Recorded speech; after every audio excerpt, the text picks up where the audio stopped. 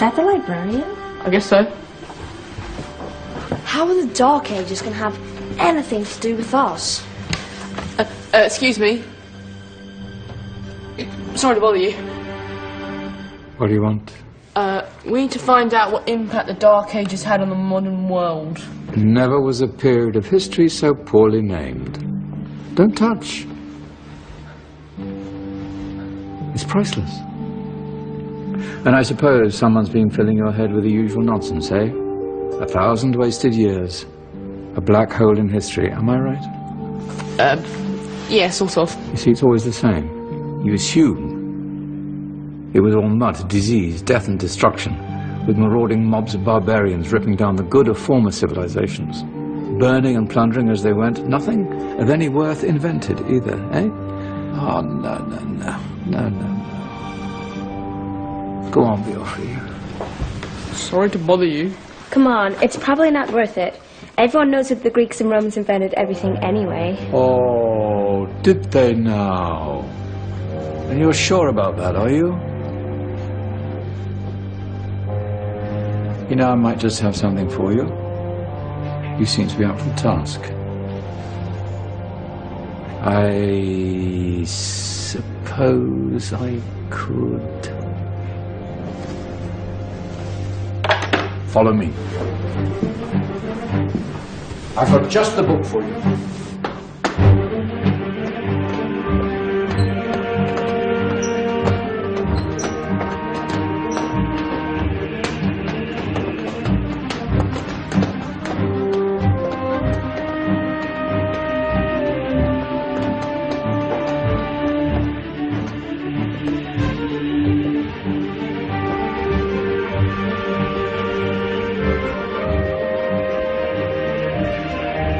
Where are we going? I don't know. Ask him.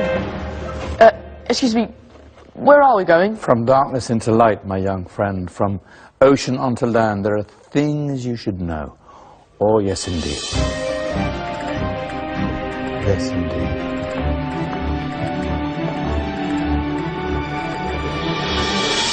Now, I know I left it round here somewhere.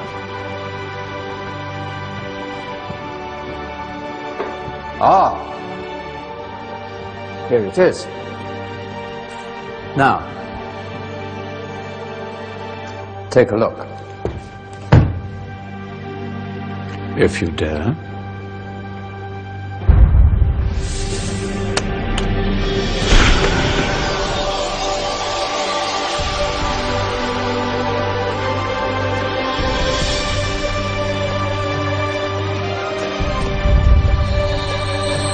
What's going on?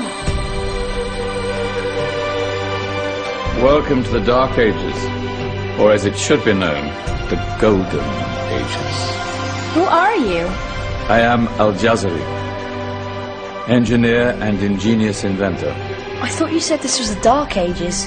It doesn't look very dark. That's because it's all a matter of perspective, my soon-to-be illuminated friend. Of course, there are parts of the world that weren't dark at all, but in a civilization that stretched from Spain to China, the golden rays of discovery and invention shone over everything. What civilization? The Muslim civilization, my young friend. Through scholars and scientists of various faiths, some of the most important discoveries known to man were made at this time. Discoveries that drew on knowledge of the ancients, but have more connections with your modern world than you could possibly ever imagine. Like what? Well, all sorts of things. I've got to get a picture of this. I knew it was a good idea. Who are you?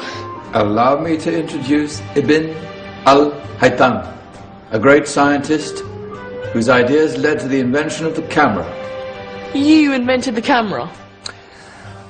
I laid the foundations for modern cameras by explaining how our eyes work. I found a way of projecting an image onto another surface through a small hole in a dark room, later called camera obscura. Think of all the things that evolved from this discovery. Cameras, cinema, all share the same principle. Cool. Look out below! Who's that? That's my good friend, Abbas ibn Farnas, who gazed up to the heavens, passionate in his belief that man could fly. Whoa. Indeed, he dared to dream about flying 1,000 years before the Wright brothers. Do you know you all take your jet-setting holidays for granted, so it only seems fair to remember Abbas ibn Farnas. Stand by. I'm ready for takeoff.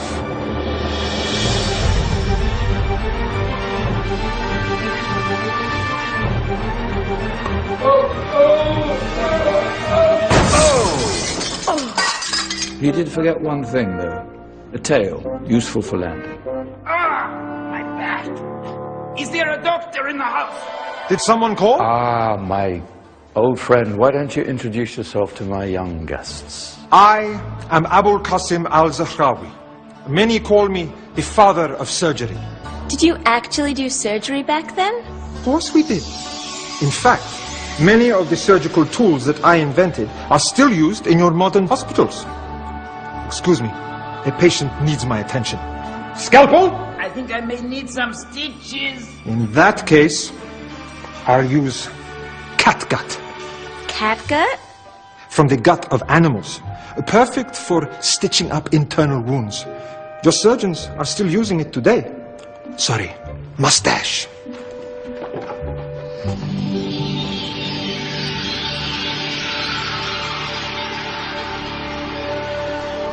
Who's she?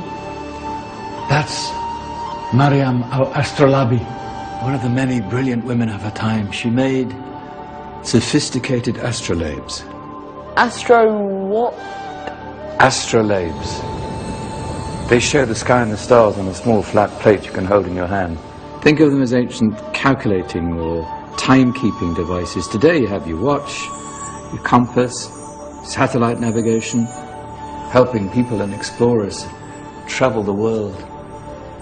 Science at its brilliant best. And all these things were developed during the Golden Ages. Well, that's just the tip of the iceberg.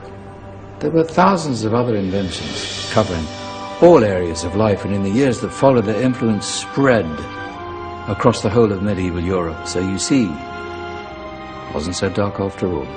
What about you? Me? What did you invent?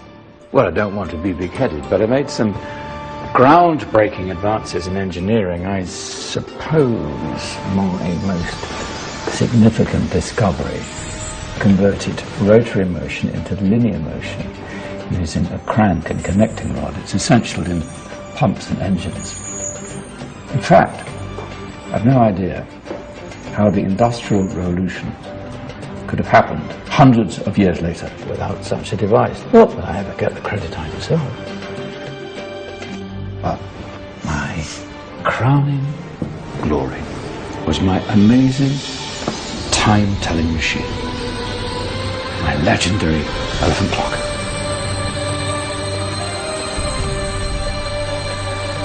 It's a clock. Yes. Dozens of components collected from different cultures around the world. Indian, Greek, Arabian, Egyptian, Chinese. Wow. A United Nations clock. That is pretty cool. Does it actually tell the time? Wow, yes, of course. If it wasn't for me, thousands of people would be late for everything. Speaking of time, we better get you back. And remember, spread the word. This was a golden age, and I've only shown you a tiny part of this wondrous time. There are countless other scientists and inventions directly connected to your modern world. You're just going to have to find out for yourselves. No, wait.